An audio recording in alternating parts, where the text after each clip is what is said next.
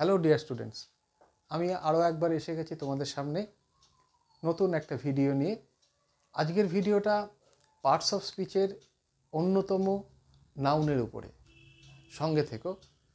এ প্রসঙ্গে আমি এটা জানাতে কুণ্ঠাবোধ করছি না যে তোমাদের অনুপ্রেরণায় অনুপ্রাণিত হয়ে আমি নতুন নতুন ভিডিও করার ক্ষেত্রে উৎসাহিত বোধ করছি।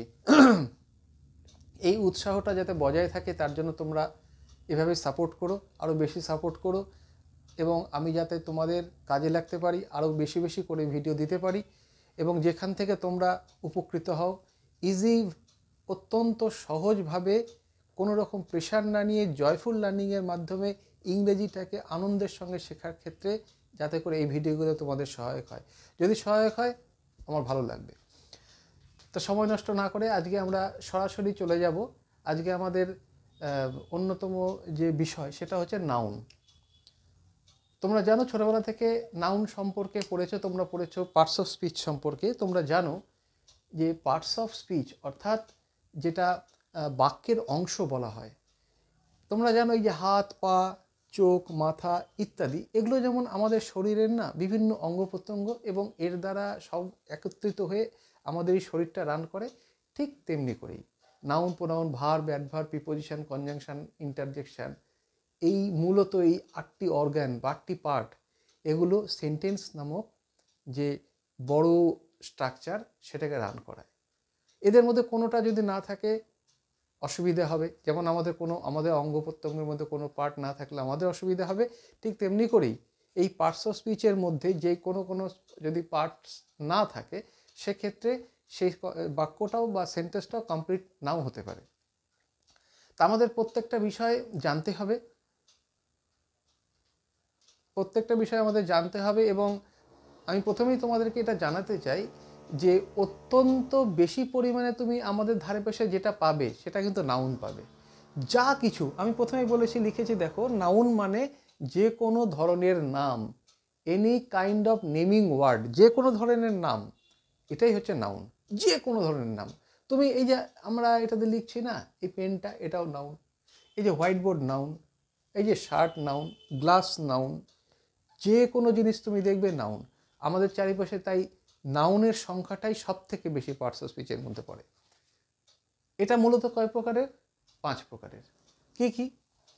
প্রপার নাউন, কমন নাউন, এরপরে আছে কালেকটিভ নাউন, আমি আরও 2 প্রকারের নাউনের কথায় আসব, ম্যাটেরিয়াল নাউন এবং অ্যাবস্ট্রাক্ট নাউন।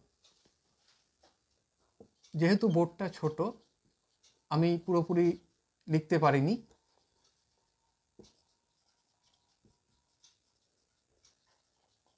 তোমরা একটু অ্যাকোমোডেট করে নিও। তো প্রথমে আসি প্রপার নাউন। প্রপার নাউনটা কি? এখানে কি লেখা আছে দেখো, কোনো নির্দিষ্ট স্থান বা ব্যক্তির নাম, যে কোনো নির্দিষ্ট স্থান বা ব্যক্তির নাম।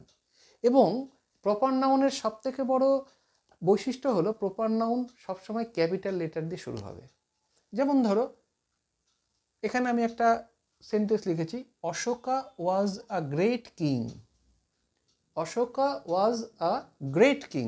এর মধ্যে দেখো এই অশোকা একটা নাম, এটা হচ্ছে প্রপার নাউন। এবার আমি তোমাদের সুবিধার্থে আমি একটু এইভাবে ভাগ করেছি। দেখো এখানে আছে বাঁদিকে ছাত্র, গাছ, কতগুলো শব্দ বাংলায় লিখলাম আমি, জন্তু, রাজা, ফল, ছেলে, শহর। এরপরে আমি দেখো এখানে যদি আমি এইভাবে লিখি, অশোকা ওয়াজ এ গ্রেট কিং, এর মধ্যে অশোকা নাউন। কেন নাউন? প্রপার নাউন কেন? কারণ অশোকা একজনের একটা রাজার নাম। এবার অশোকা কার নাম? একটা রাজার নাম। এই যে রাজা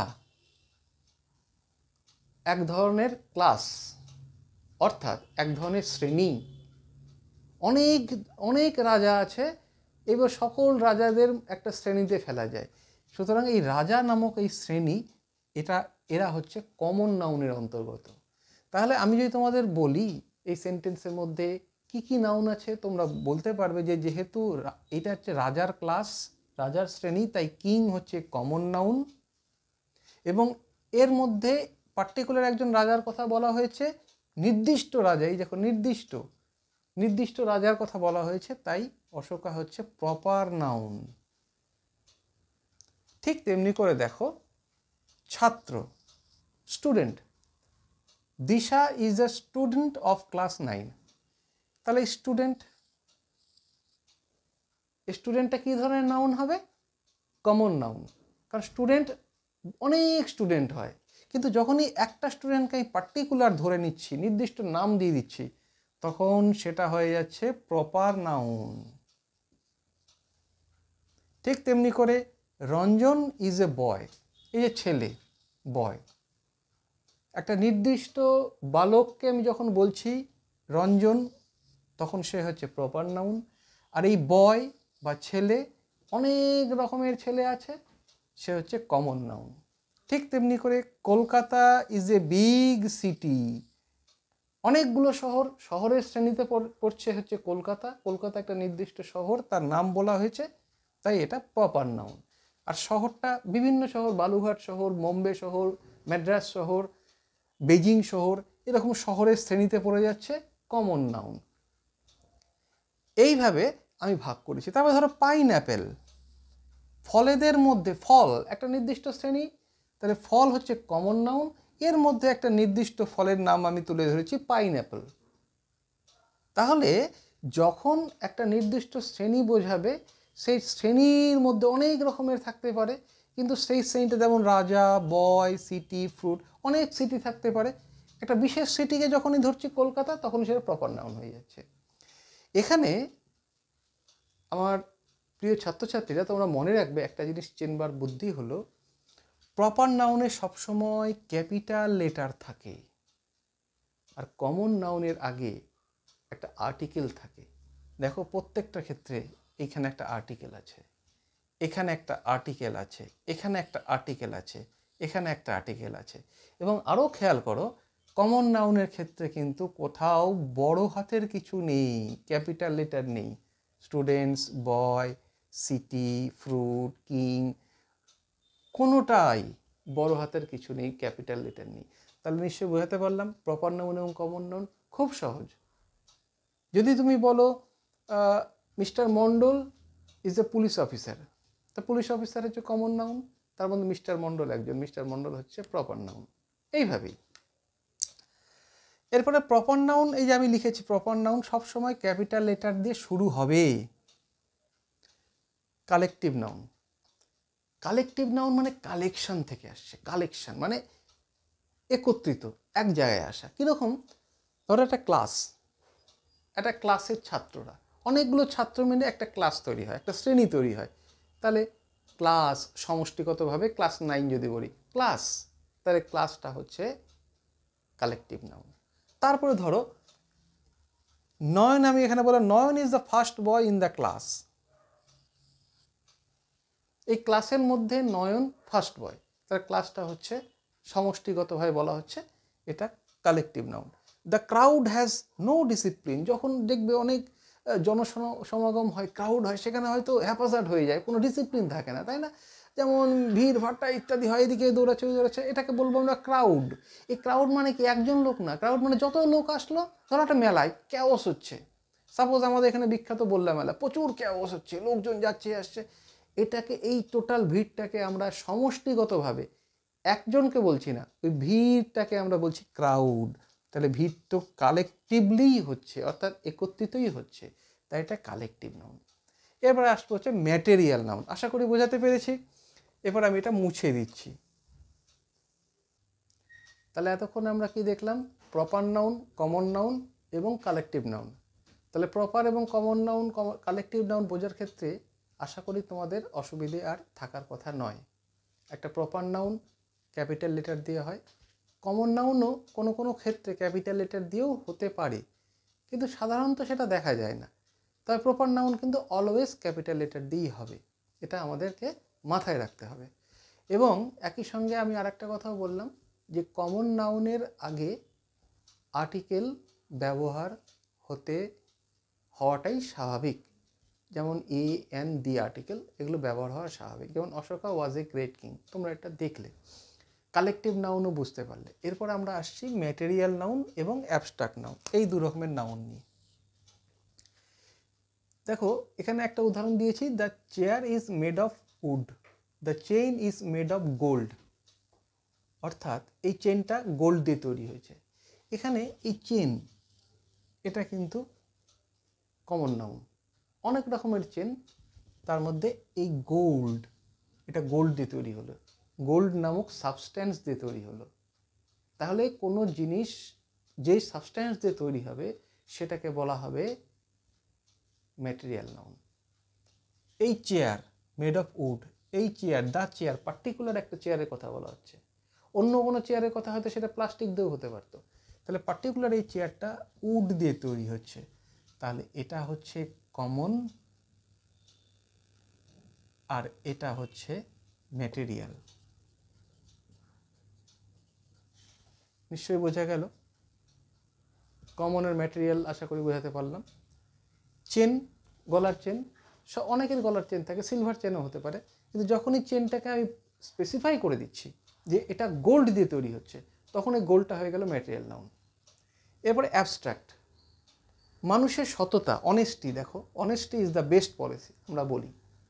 এই মানুষের সততাটা আমরা কিন্তু বুঝতে পারি, কিন্তু আমরা ছুঁয়ে দেখতে পারি না, চোখে দেখতে পারি না।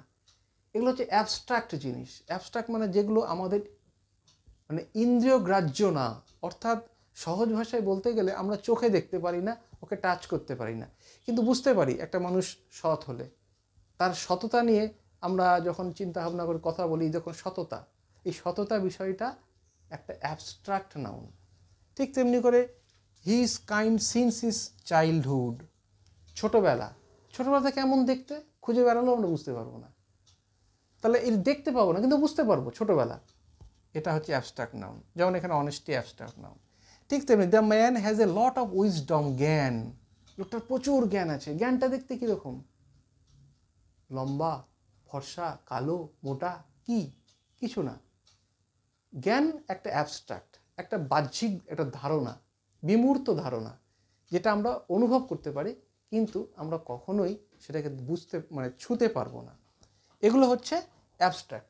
তেমনি লাফটার, হাসি, ব্রেভারি, সাহসিকতা, এগুলি হচ্ছে গুণ বা দোষ, সেগুলি এক ধরনের নাউন, আমরা তাকে বলবো অ্যাবস্ট্রাক্ট নাউন। তাহলে আমরা নাউনের প্রকারভেদটা মোটামুটিভাবে বুঝতে পারলাম যে নাউন যে কোনো ধরনের নামকেই বলা হয় নাউন, যে কোনো ধরনের নাম, চোখ বন্ধ করে। এবং আমাদের ধারে পাশে সবথেকে বেশি নাউনকে দেখা যায়। নাউন 5 প্রকার: প্রপার, কমন, ম্যাটেরিয়াল, অ্যাবস্ট্রাক্ট এবং কালেকটিভ। ডিয়ার স্টুডেন্টস, তাহলে আমরা আজকের ভিডিওর অন্তিম পর্যায়ে চলে এসেছি। এখানে আমরা একটা কুইক রিক্যাপ নিয়ে নেব। রিক্যাপে আমরা দেখব যে নাউন মানে যে কোনো ধরনের নাম।